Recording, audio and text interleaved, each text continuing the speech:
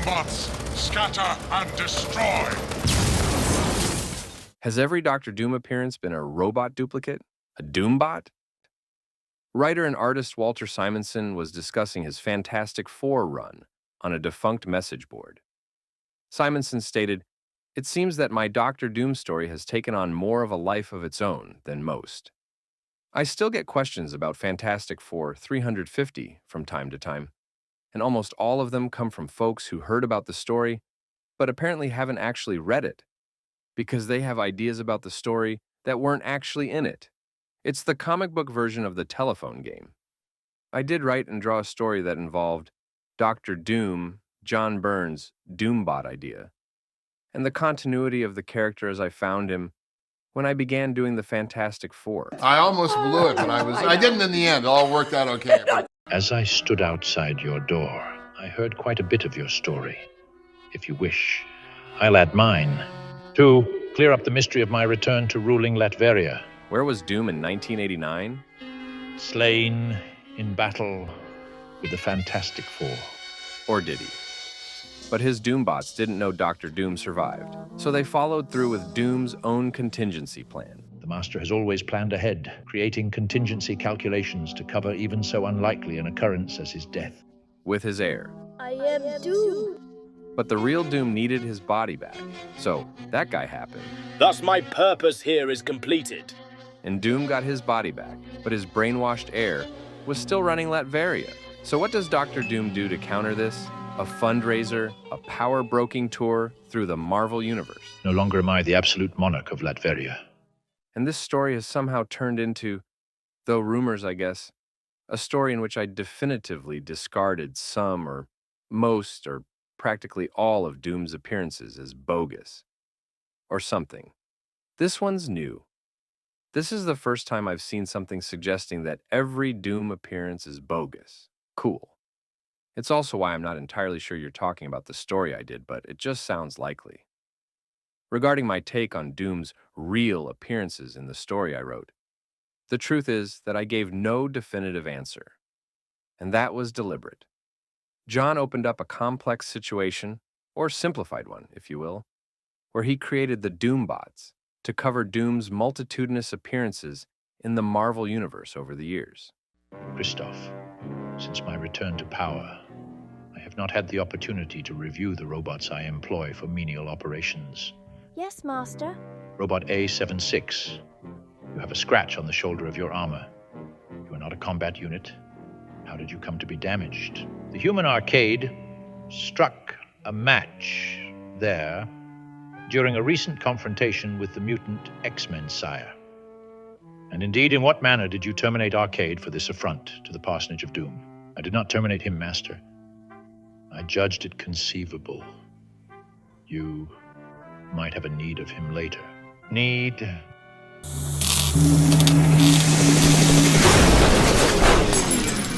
Doom needs no one. John Byrne said, "What I'm really trying to do, with Dr. Doom, especially, is to make him bulletproof.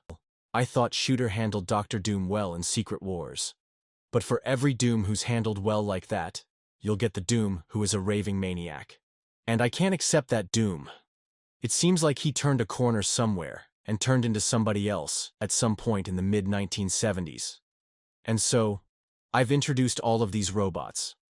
All of them act and think like Dr. Doom, and we'll leave it up to the fans and say, you decide if this is a Dr. Doom who is the real Dr. Doom, or is this a Dr. Doom who is a robot? I'm not going to come along and say this was a robot or this wasn't. I use the X-Men in that instance because everybody except Chris Claremont thought that it was wrong. That Doom would have not let Arcade strike a match on his shoulder under any condition." What? Who dares? Who dares strike the personage of Dr. Doom? You dare lay a hand on me. You have little regard for your life, fool. Thanks for the light. It's nice to know your tin suit is good for something. Yes, kids. Every time that you see Dr. Doom, it isn't necessarily really him. Stan and Jack really set that in motion, because Doom used a Doom robot in his first appearance, in issue number 5. He did not actually physically confront the team in Fantastic Four issue number 5. Various other things happened. And I said, this whole environment has become too hostile. So I left entirely. And naturally, the situation only became more complicated with time. In addition, when I got on the book, Kristoff had taken over Latveria, and Doom was sort of wandering around the Marvel Universe, whining for somebody to help him boot Kristoff off his throne. Oh, please. And Doom was walking around, holding his hat in his hand, looking for handouts. Honest to God, there's not a chance in hell Dr. Doom's going to be walking around with his hand out going, "Please help me get back to Latveria." He would go back and he would kick Kristoff's ass. I see Doom in much the same way I see the heroes in the Marvel Universe. There are 3 villains at Marvel, Doom, the Red Skull, and Loki, that I've always felt are, on their own terms, as cool as the heroes. There's an old Fantastic Four where, at the end, Doom is sucked out into space onto a passing asteroid, and he's yelling, "Help me! Help me!" Voice getting smaller and smaller. Even with all my respect for Stan and Jack, I said, nah, I didn't believe it. If Captain America were on that asteroid, floating away, he wouldn't be going, "Help me, help me." He would be figuring some way to get off it. I always felt that Doom should have been like that, as should Loki and the Skull. On their own terms, they shouldn't sweat any more than the heroes do. That's the kind of a Dr. Doom I want to write, a Dr. Doom who is as self-assured under stress as he is when things are going his way. So, I decided that the only answer must be that Doom hasn't been around. I thought that he ought to be off Earth somewhere a really long way away. Certainly the guy running around the world whining couldn't be the real Doom. John Byrne said, I intended Doom to return to Latveria and absolutely freak out when he discovered what his robots had done to Kristoff. Doom laid down the groundworks of the contingency plan, but he did not have Kristoff in mind for the vessel. Even Doom is not so cruel that he would do that to a child. Basically, he'd need a whole lot of new robots by the time he calmed down. And then he would devote a whole lot of time and energy to restoring Kristoff. I had not decided if he would be successful. Part of my brain wanted him to realize he needed the help of the other smartest guy on the planet, Reed Richards, and there was no way he could ever go there. So I wrote a tale in which the real Doom returns from elsewhere to finds his kingdom in a rather chaotic state and settles the whole thing in a matter of seconds, as the real Doom would. However, the exact date of Doom's original departure from the Marvel Universe was deliberately left vague. No actual appearances were declared bogus, no specific details for which Doom appearances were real, and which ones weren't were provided, and no hints. Afterwards, I got several letters explaining to me precisely when Doom must have taken off and producing the evidence to prove it. Of course, the letters all chose different dates and appearances, which was what I had in mind in the first place. I feel that as a writer, my job is to create questions as much as to answer them. And if I had chosen a specific date for Doom's initial departure, I would have offended somebody somewhere because their favorite Doom appearance would suddenly become spurious.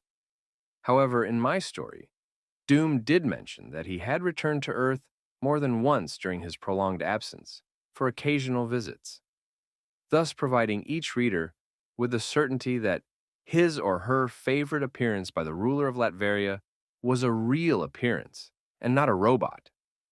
I myself think that all the Lee Kirby appearances were by the genuine article. It was never my intention to negate every appearance of Dr. Doom from the Battle of the Baxter Building on. I've seen that suggestion made. However, I did a much worse thing for many readers, which is, I left the reader to figure out which appearances were true and which ones weren't. I'm still amazed that anybody out there would think that I would discard any of Stan and Jack's work on the character, frankly. And after that, it gets a little hazy. This is my greatest chance to strike. Now, while they least expect it. I had some ideas for where I think Doom was and what he was doing. But I ended up getting off the FF rather abruptly when Marvel began heading in editorial directions that weren't to my taste. So I've just kept the ideas in my file, and maybe someday I'll be able to use them elsewhere. If not with Doom, then somewhere else. But I love hearing echoes of the story, even this long after the fact. Best, Walter Simonson. You are trespassing on Latverian soil. Leave. Now.